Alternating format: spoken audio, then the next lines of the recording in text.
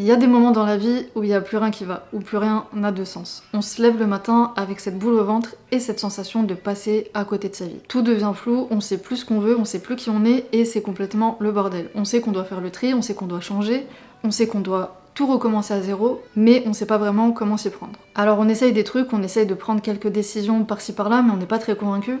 On nous dit de lâcher prise, mais on sait pas exactement là encore comment faire, et on se retrouve dans un chaos mental. Et ce genre de situation, moi je les connais par cœur.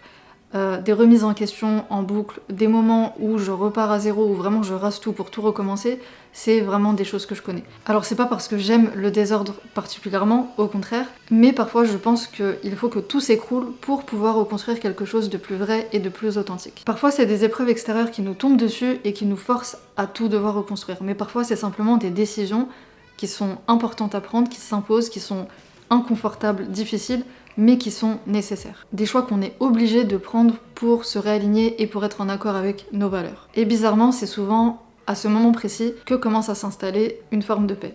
Alors bienvenue dans ce nouvel épisode de podcast dans lequel je vais vous donner la roadmap exacte qui va vous permettre de tout recommencer à zéro.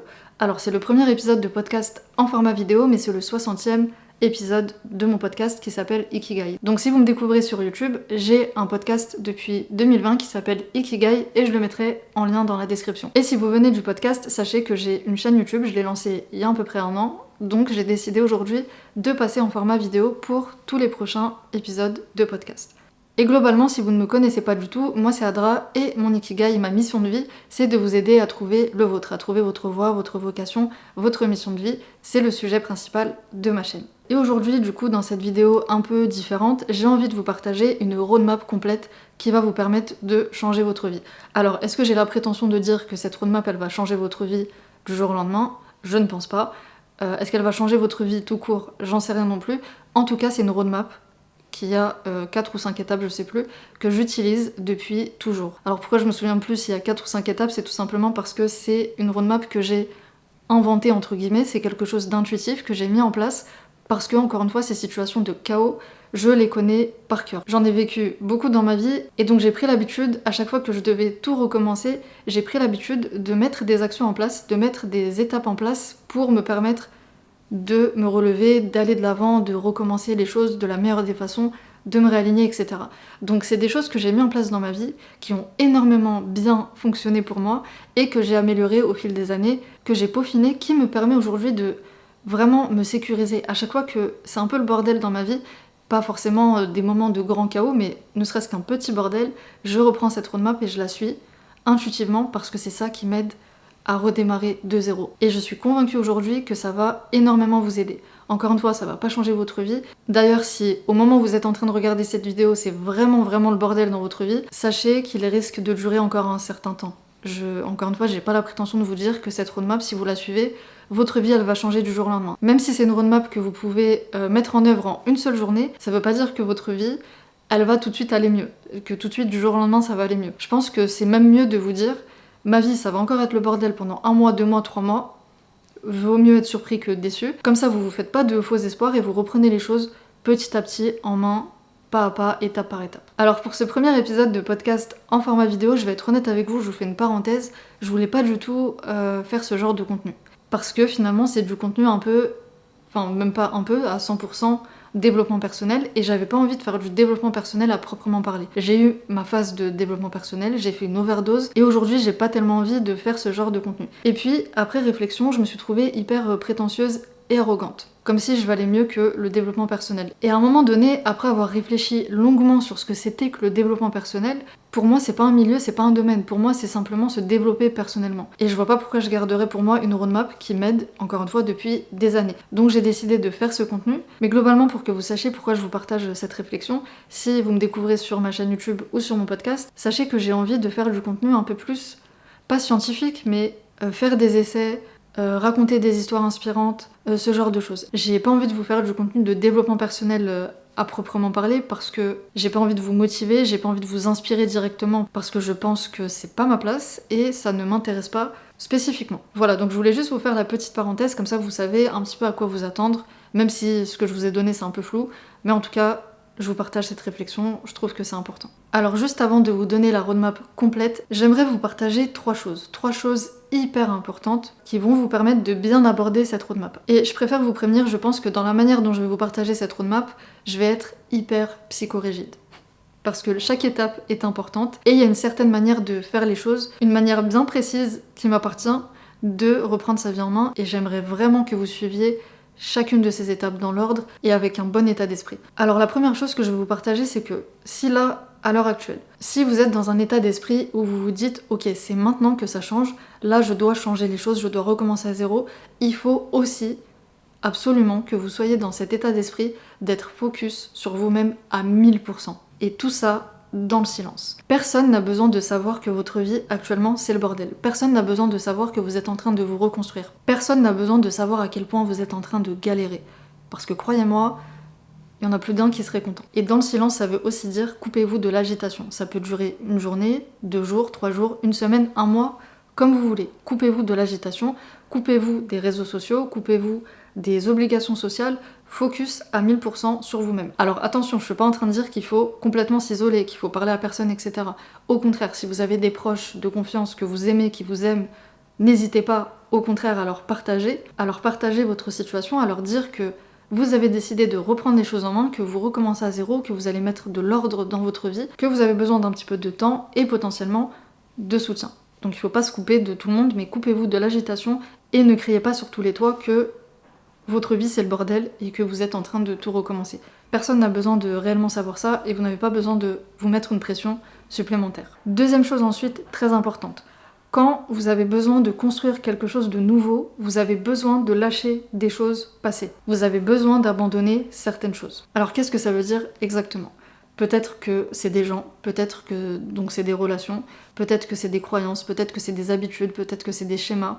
Peu importe, il y a des choses que vous allez devoir lâcher. Pourquoi est-ce que je vous dis ça ? Je vous dis ça parce que quand tout votre système est en train de s'écrouler, ça veut dire que vous avez résisté beaucoup trop longtemps à certaines choses. Vous avez résisté au changement. Quand tout est en train de partir en vrille, c'est que vous êtes resté trop attaché à quelque chose. Je sais pas quoi, seul vous savez, mais il y a des choses que vous voulez pas lâcher. Et si là actuellement t'es en train de penser à un ou deux trucs, c'est exactement ça. Il faut lâcher pour reconstruire quelque chose de nouveau, pour reconstruire un système. Il faut lâcher l'ancien système pour en reconstruire un nouveau. Et quand je parle de pas vouloir lâcher, de résister, etc., c'est que, en fait, il y a des choses qui se sont produites certainement dans votre vie pour une raison. Peut-être que c'est même des choses que vous avez demandées, mais une fois arrivé, vous n'en vouliez plus. Je m'explique. Quand vous faites des invocations, par exemple, pour les personnes qui sont croyantes, quand vous faites des invocations, quand vous demandez à Dieu plus de patience, plus de sagesse, plus de courage, plus de ce que vous voulez, n'importe quoi. Vous n'allez pas être foudroyé du jour au lendemain d'une sagesse divine. Du jour au lendemain, vous allez pas vous réveiller avec un courage que vous n'aviez pas hier. Parce que c'est pas comme ça que ça se passe. Moi aujourd'hui, je vous partage des choses, je vous parle comme je me parlais à moi-même avant. Je vous parle de certaines réflexions que j'ai eues, de certaines leçons que j'ai apprises, ma manière de changer de perception, de vision sur certaines choses, et j'ai encore moi-même du travail. Mais c'est pas comme ça que ça se passe. C'est plutôt un cheminement. Dieu, il vous offre des opportunités, du contexte, des situations dans lesquelles vous allez pouvoir acquérir de la patience, dans lesquelles vous allez pouvoir acquérir plus de sagesse, plus de courage, etc. Et généralement, quand ça se passe, on n'en veut plus. C'est pour ça qu'aujourd'hui, je fais très attention à ce que je demande à Dieu. Donc, c'est aussi ça la résistance, c'est que parfois, on veut certaines choses, mais on est obligé de passer par un certain chemin et on résiste. On est dans nos anciennes croyances, on est dans nos anciens schémas, avec nos anciennes relations qu'on veut plus. Ça reste un exemple, mais ça peut être pas mal de choses. C'est vous seul qui savez ce que vous avez besoin de lâcher pour tout reconstruire. Troisième et dernière chose que j'aimerais vous partager avant la roadmap, s'il vous plaît, restez. N'allez pas directement à la roadmap. Vous pouvez me regarder en x2. Ça, je peux rien y faire, j'accepte. Mais ne passez pas cette étape parce que ce que je vais vous partager, c'est super important. Encore une fois, ça va pas changer votre vie, mais là, l'objectif, c'est de simplement semer une graine pour vous permettre de voir un peu les choses d'une perception différente et de vous aider finalement à repartir de zéro, à repartir sur de bonnes bases. Donc la troisième chose dont je vais vous parler, c'est la dissonance cognitive, la théorie de la dissonance cognitive. La théorie de la dissonance cognitive, elle s'inscrit dans la psychologie sociale et elle étudie comment les gens gèrent leurs conflits internes. La dissonance cognitive, elle intervient quand il y a un conflit interne entre deux éléments cognitifs. Les éléments cognitifs, c'est les pensées, c'est les croyances, c'est les attitudes et les comportements. Si vous êtes là aujourd'hui, si vous avez besoin de recommencer à zéro parce que c'est le bordel dans votre vie, il y a forcément des conflits internes. Il y a forcément un paradoxe entre ce que vous pensez, vos croyances, et votre attitude, vos comportements. Vous n'êtes pas aligné dans votre vie et vous avez besoin de réaligner tout ça. Donc par exemple, ça peut tout simplement être une personne qui a la ferme croyance que il faut manger sainement, il faut manger équilibré, mais qui, dans la réalité, dans son quotidien, mange souvent du fast-food. Et donc là, ce qui se passe, c'est qu'il y a un inconfort mental qui va se créer dû à cette incohérence. Alors pour contrer cette incohérence, ce qu'il faut faire, c'est simplement modifier son comportement, modifier ses attitudes, pour se réaligner. Donc si je pense qu'il faut manger sain, je vais manger sain, je vais changer mes habitudes. Et là vous allez me dire, bah c'est logique. Mais alors pourquoi est-ce qu'on le fait pas? Le cerveau, il a 2 stratégies principales pour se débarrasser de cette incohérence, et évidemment ce sont des stratégies qui ne sont pas bénéfiques, que vous faites, que je fais, que tout le monde fait, je vous rassure, c'est normal. Simplement si on continue d'utiliser ces 2 stratégies, c'est normal que ce soit le bordel dans notre vie.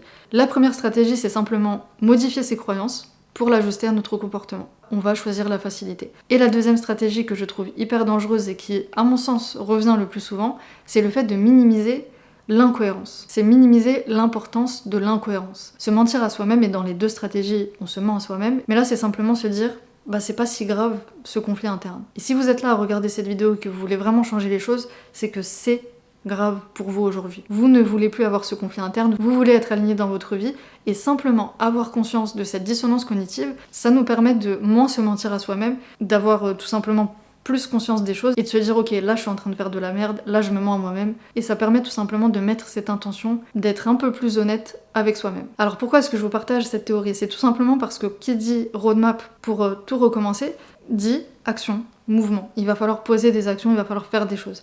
Alors rassurez-vous, vous allez le voir que dans cette roadmap, on va pas changer de vie, encore une fois, j'insiste, du jour au lendemain. Ça va parfois être des actions qui ont l'air minimes de l'extérieur, mais qui à l'intérieur vont vraiment vous permettre de faire bouger des choses. Donc sans plus attendre, on y arrive enfin, voici la roadmap. Alors comme je l'ai mentionné peut-être, la roadmap que je vais vous présenter, elle peut se mettre en œuvre sur une journée entière. C'est un peu ambitieux, mais c'est possible. Vous pouvez prendre une journée, 2 jours, une semaine, il n'y a pas de règle à ce niveau-là. 1 mois, c'est mort. C'est beaucoup trop long, vous mettez pas 1 mois pour mettre en application cette roadmap, c'est 5 étapes que je vais vous présenter, c'est beaucoup trop long. Pas de pression non plus, mais je préconise pas. Donc il y a 5 étapes et finalement on va passer par 3 grandes phases. Phase numéro 1, savoir d'où est-ce qu'on part. On fait le bilan. Deuxième phase, on définit ce qu'on veut vraiment et ce qui est vraiment important. Et troisième phase, savoir tout simplement où est-ce qu'on veut aller, donc on se projette. Alors c'est parti, étape numéro 1. Juste avant de faire le bilan concrètement de sa vie, pour savoir où est-ce qu'on en est, on va faire de la place dans son esprit. Alors la première action de cette étape numéro 1, c'est de faire le ménage. Vous allez faire le ménage. C'est pas une blague. À proprement parler, vous allez trier, ranger, nettoyer, astiquer, vous allez faire le ménage.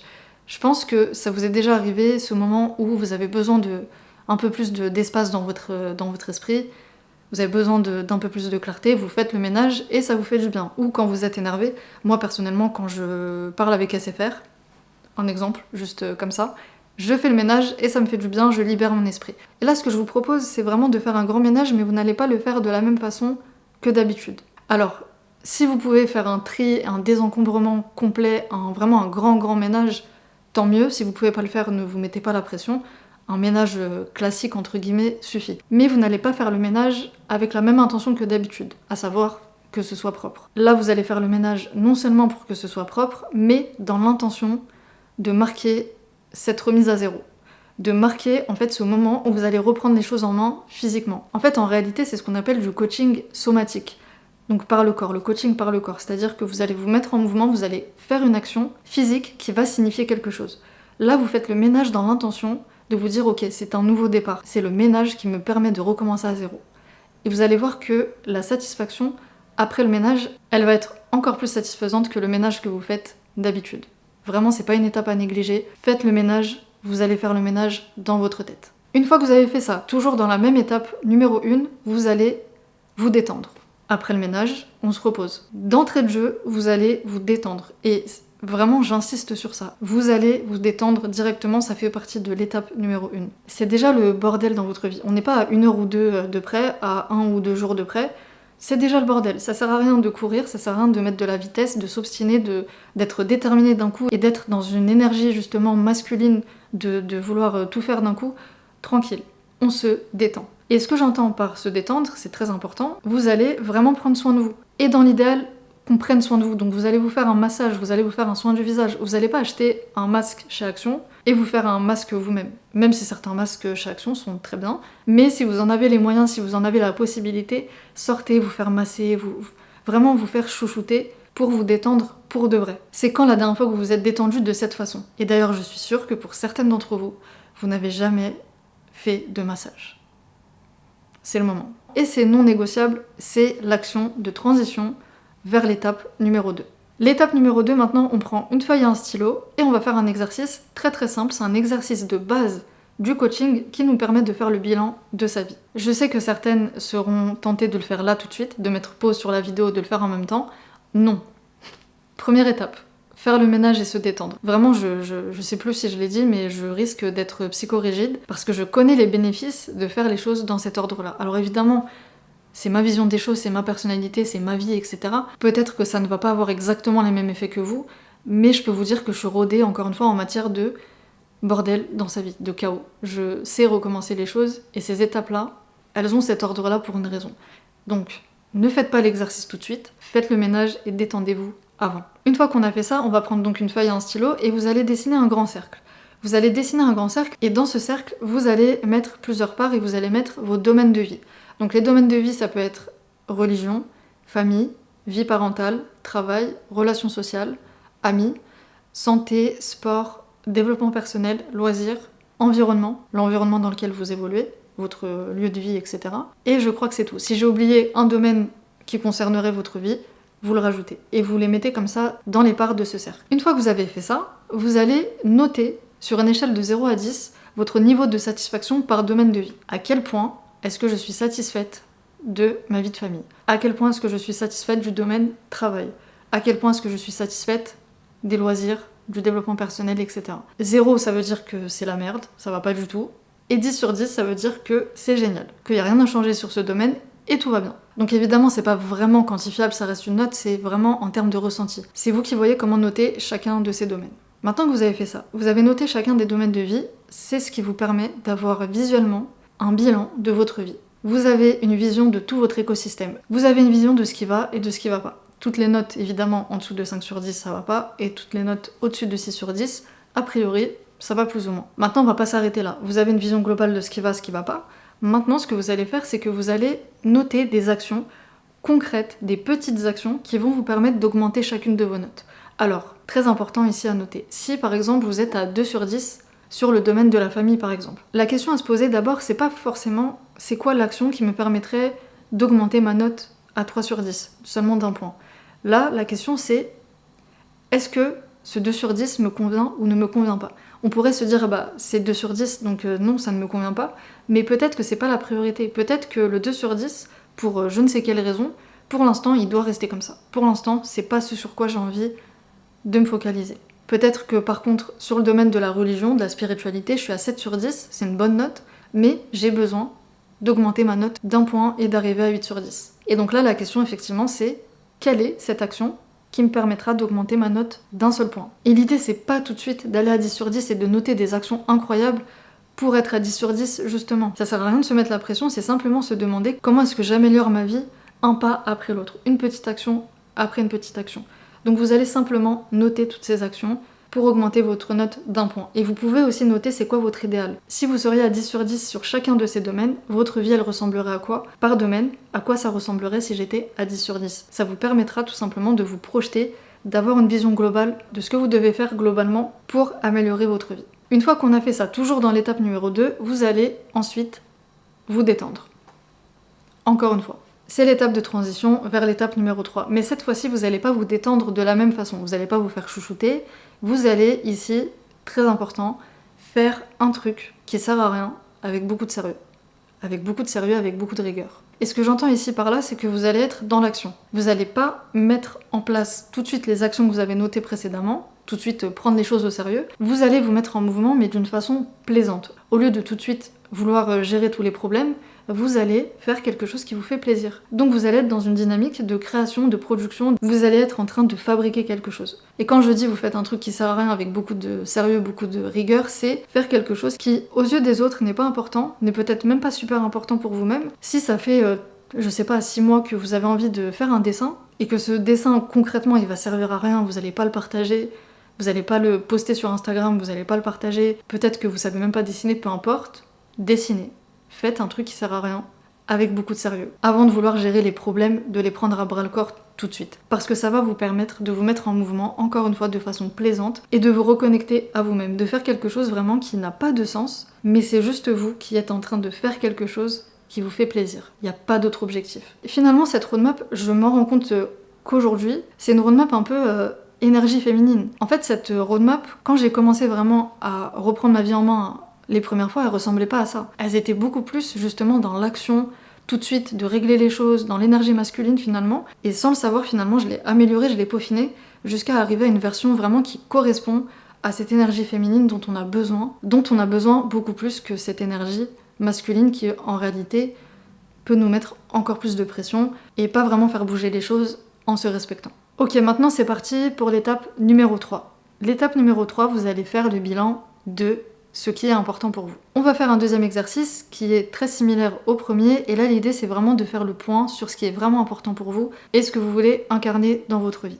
Donc là pareil, vous allez prendre une feuille et un stylo et vous allez dessiner un grand cercle. Et dedans vous allez mettre 8 parts seulement. C'est possible d'en rajouter, mais on va s'arrêter à 8 pour le moment. Et là, vous allez déterminer quelles sont vos valeurs les plus importantes. Et je vais vous poser 2-3 questions pour vous y aider. Mais pourquoi est-ce que c'est important de faire cet exercice? Pourquoi c'est important de déterminer, de verbaliser et de noter ses valeurs? Parce que quand on parle d'alignement dans sa vie, de se réaligner, il s'agit des valeurs. Les valeurs, en fait, c'est des choses qui sont importantes pour nous et c'est ce qui guide nos décisions. C'est vraiment notre boussole qui nous permet de faire des choix dans la vie et surtout de nous respecter. Et vraiment, quand c'est le bordel, encore une fois, dans votre vie, quand il n'y a rien qui va, etc., avoir conscience de ces valeurs, ce qu'on veut incarner, ce qui est vraiment important pour nous, ça nous permet de nous poser les bonnes questions pour vraiment se réaligner. Et pour ce faire, je vous invite à laisser de côté les valeurs telles que la paix, l'amour, la justice, etc.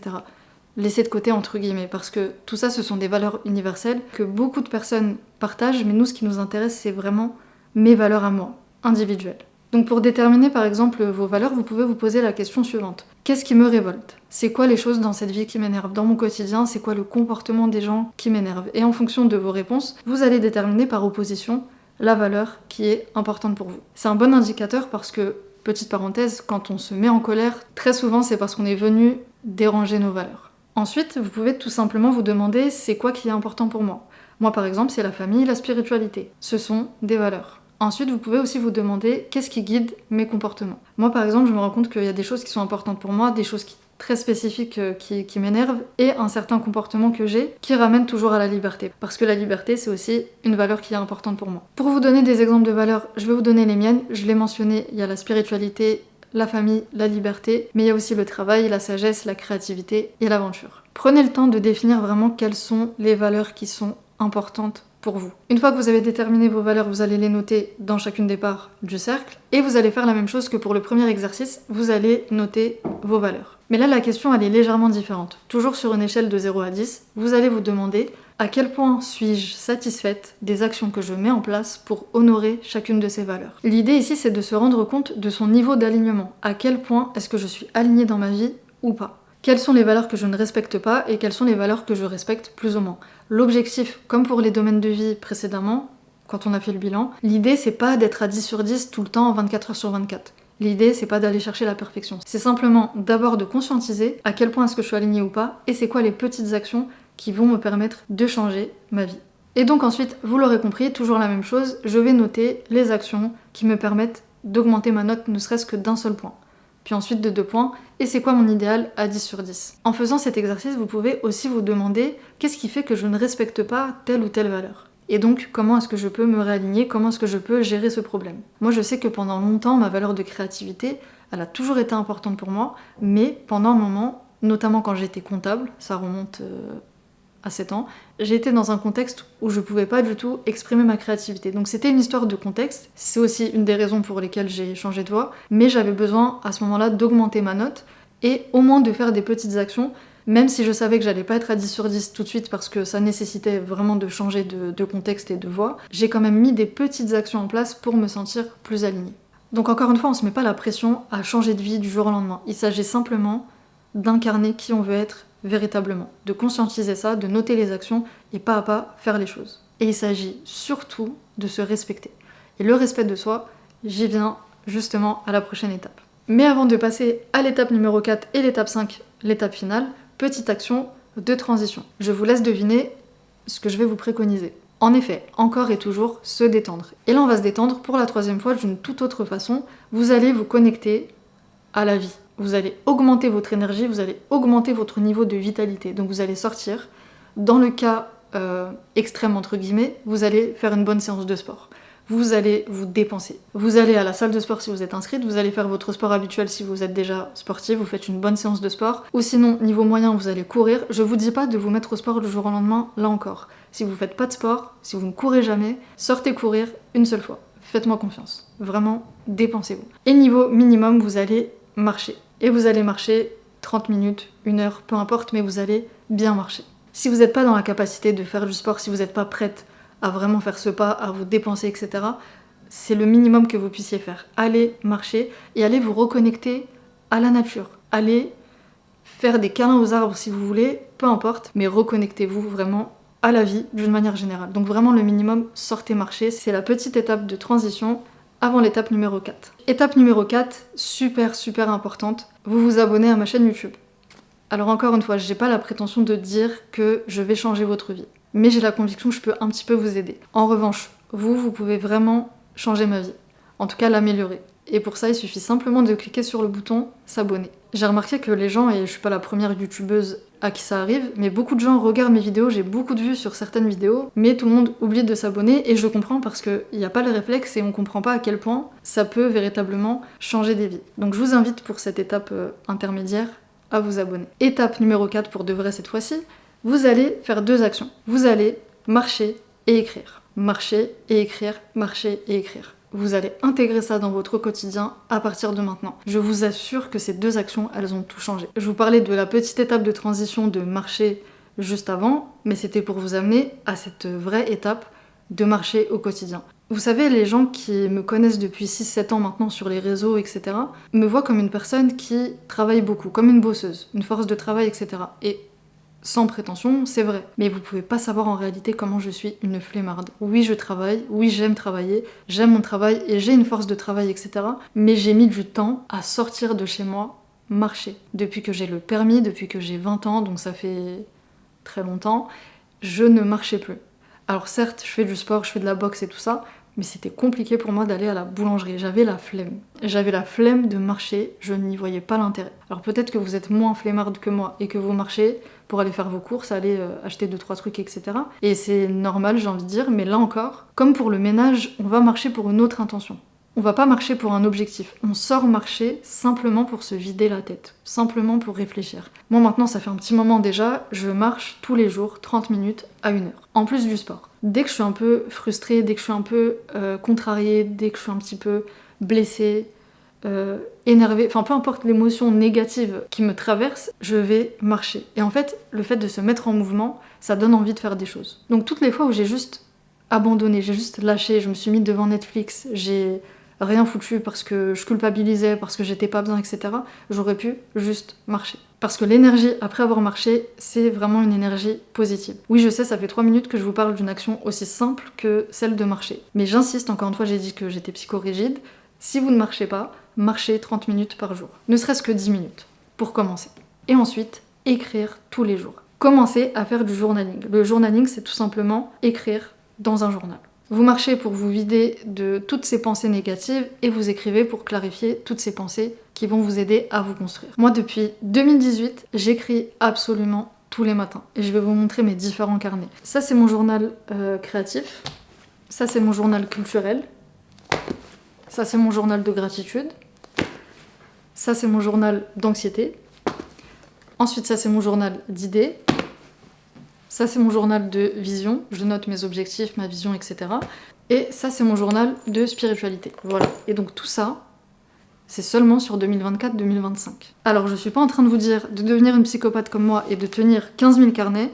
Vous commencez avec un seul petit carnet qui vous inspire et vous commencez à écrire tous les matins. Et tous les matins, vous commencez à noter vos pensées. Et vous n'êtes pas obligé d'écrire pendant 30 minutes, pendant 1 heure, etc.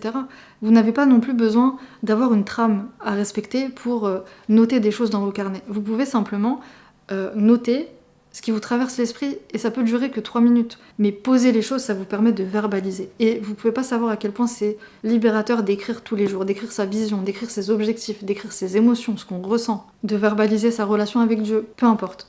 D'ailleurs, si quelqu'un tombe sur tous mes carnets, je meurs. Parce que vraiment, il y a toute ma vie là-dedans. Donc vraiment, ça va vous permettre de clarifier vos pensées, de conscientiser les choses au maximum pour vous permettre l'action. Et justement, on arrive à l'étape numéro 5, à l'étape finale de cette roadmap, et vous allez pouvoir vous servir de votre carnet. Les exercices qu'on a fait précédemment, vous pouvez les retranscrire dans votre carnet et remettre toutes les actions que vous avez citées et clarifier un petit peu vos pensées. Quelle action est-ce que je vais devoir mettre en place, etc.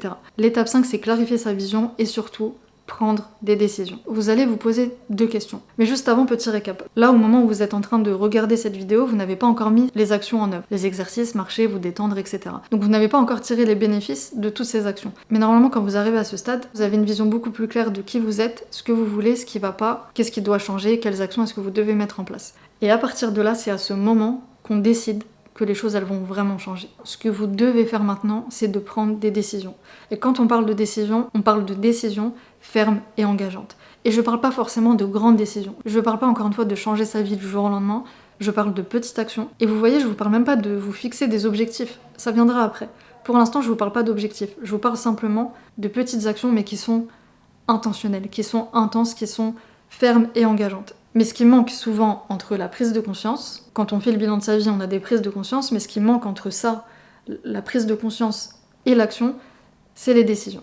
Des décisions fermes et engageantes. Des décisions qui ne sont pas négociables. Vous allez faire des choix, prendre des décisions et vous allez les respecter. Pourquoi ? Parce que c'est une preuve de respect de soi. Vous prenez à partir de maintenant des décisions qui sont fermes et engageantes pour vous permettre d'améliorer votre vie, pour vous permettre d'être plus aligné dans votre vie. Alors dites-vous simplement que si vous avez pris des décisions et que vous avez du coup certaines actions à mettre en place, si vous ne les respectez pas, dites-vous que c'est tout simplement un manque de respect envers vous-même. Alors pour vous aider à prendre vos décisions, avec tout ce qu'on aura fait déjà précédemment, vous allez vous poser 2 questions existentielles. Qui je veux incarner et comment je veux l'incarner ? De manière très simple. Si par exemple, parmi la description que vous faites de vous-même, vous avez noté « je veux incarner une personne cultivée », comment je veux l'incarner ? Et ben je vais lire des livres sur tel sujet, 30 minutes tous les jours. C'est une décision ferme et engageante que je vais prendre pour me respecter moi-même, pour être alignée dans ma vie, être en accord avec mes valeurs et améliorer le domaine de vie, développement personnel par exemple. Si par exemple, parmi vos réponses, il y a le fait d'incarner une personne qui est proche de sa famille, qui est proche de ses amis, qui fait plaisir à ses proches, etc. L'action, ce serait de faire un cadeau à un proche une fois par mois. Ça peut être un petit cadeau, mais c'est une intention que je pose, une décision que je pose pour respecter une de mes valeurs et être alignée. Donc encore une fois, je parle pas de grands objectifs ou de grandes visions, je parle simplement de qui je suis et qui je veux incarner, des petites actions, petit à petit, pas à pas. C'est pas forcément toujours des grandes décisions, c'est pas forcément toujours des grandes actions, vous seul savez réellement les décisions que vous devez prendre. Et si c'est par exemple une grande décision, comme par exemple le fait de changer de voie parce que vous êtes plus épanoui dans votre métier, vous vous sentez inutile, etc., les actions elles peuvent se mettre en place petit à petit. Donc commencez par un premier pas, par exemple s'abonner à ma chaîne YouTube, Instagram, TikTok, etc. Encore et toujours, puisque pour le coup c'est mon sujet. Dans tous les cas, mettez-vous en mouvement, ne lâchez rien. Voilà pour cette roadmap, j'espère qu'elle vous a plu, respectez-la s'il vous plaît, dans l'ordre, et dites-moi ce que vous en avez pensé. Dites-moi, une fois que vous l'aurez mis en place, au bout d'une semaine, un mois, peu importe, revenez en dessous de cette vidéo et dites-moi en commentaire si vous avez vu du changement. En tout cas, ça me ferait vraiment plaisir si c'est le cas, donc n'hésitez pas à revenir en commentaire, et moi je vous dis à très vite pour la prochaine vidéo.